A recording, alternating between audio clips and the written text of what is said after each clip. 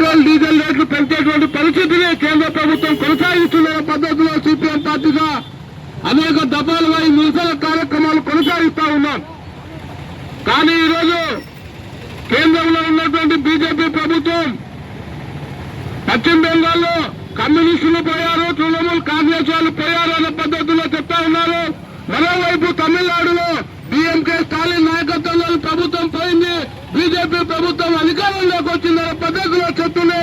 మరోవైపు ఒకటి చుట్టూ గోరు చుట్టూ ఒకటి పోటులో ఈరోజు ప్రభుత్వ 5 రాష్ట్రాల్లో ఫలితాలు వచ్చే తర్వాత 3 రాష్ట్రాల్లో బీజేపీ ప్రభుత్వం అధికారంలోకి వచ్చింది. అధికారంలోకి వచ్చే వెంటనే ఈరోజు పెట్రోల్ డీజిల్ ధరలను ₹3 పెంచుతూ ప్రజలపైన భారాలు వేసేటువంటి పరిస్థితిని కొనసాగిస్తా ఉన్నారు. కానీ ప్రజానికం ఒక్కసారి ఆలోచించండి. పెట్రోల్ డీజిల్ ధరలు పెరిగితే మాకేమి అనుకోవచ్చు, కానీ ఈరోజు సిపిఎం పార్టీగా మేము ప్రజానికానికి ఒకటే సూచిస్తా ఉన్నాం. ఈ రోజు ఏదైతే ₹3 పెట్రోల్ డీజిల్ ధరలు పెరిగాయో ఈ ధరలకు పెరుగుదలకు అనుగుణంగా రవాణా రంగంలో బాడుగలు పెరుగుతాయి, దాంతో పాటు నిత్యావసర వస్తువుల ధరలు పెరుగుతాయి, లేకుంటే బస్ ఛార్జీలు పెరిగేటువంటి పరిస్థితి ఉంది.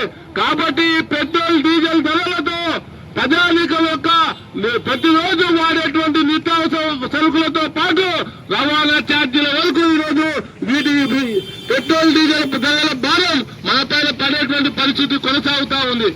ఒకవైపేమో ప్రజలపైన మేము భారాలు వేయం, ప్రజల స్వేచ్ఛ కొరకే మా ప్రభుత్వాలు పనిచేస్తా ఉన్నాయని ఆర్భాట ప్రచారాలు చేస్తున్నటువంటి రాష్ట్రంలో ఉన్నటువంటి కూటమి ప్రభుత్వం కానీ, దేశంలో ఉన్నటువంటి బీజేపీ ప్రభుత్వం కానీ, లేకుంటే రాష్ట్రంలో ప్రతిపక్షంగా ఉన్నటువంటి వైఎస్ఆర్సీపీ ప్రభుత్వం కానీ, ఈ రోజు బీజేపీ ప్రభుత్వం ప్రజలపైన వేస్తున్నటువంటి భారాలకు వ్యతిరేకంగా రోడ్లపైకి వచ్చి ప్రజలకు సమస్యలకు అనుగుణంగా ప్రజలపై పడుతున్నటువంటి భారాలకు వ్యతిరేకంగా ప్రజా పోరాటాలు నిర్వహించాల్సినటువంటి అవసరం ఉంది. కానీ ఈ రోజు పార్లమెంటులో కేంద్ర ప్రభుత్వం తీసుకొచ్చేటువంటి చట్టాలకు ఓట్లు వేస్తూ మరోవైపు రాష్ట్రంలో తగులమ్మ అంటూ ఆ చట్టాలకు వ్యతిరేకంగా మేము పోరాడతామనే పద్ధతుల్లో ఈరోజు చెప్పేటువంటి పరిస్థితిలో కూటమి ప్రభుత్వం కానీ ప్రతిపక్ష పార్టీలు కానీ ఉన్నటువంటి పరిస్థితి.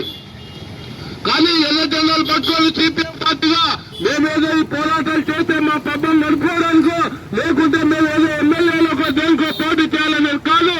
ప్రజలపై భారాలు ఎక్కడ పడినా, ప్రజా సమస్యలు ఎక్కడ ఉన్నా ఆ ప్రజా సమస్యల పరిష్కారం కొరకు పాలక ప్రభుత్వాలు ప్రజల కొరకు ఇచ్చేటువంటి విధానాలకు వ్యతిరేకంగా ఎర్ర జెండా ముందుంటుంది, ఆ పోరాటం ముందుంటుంది. కాబట్టి రానున్న కాలంలో ఈ ధరలకు అనుగుణంగా సిపిఎం పార్టీ నిర్వహించేటువంటి పోరాటంలో మీ భాగస్వాములు కావాలని, అదేవిధంగా మనపై వేసేటువంటి భారాలకు వ్యతిరేకంగా సిపిఎం పార్టీ నిర్వహించేటువంటి పోరాటానికి పట్టణ ప్రజానికం, మేధావులు, లౌకికవాదులు ప్రతి ఒక్కరు కూడా భుజం కలిపి పోరాటాలకు సిద్ధం కావాల్సిందిగా సిపిఎం పార్టీగా మేము కోరుతా ఉన్నాం.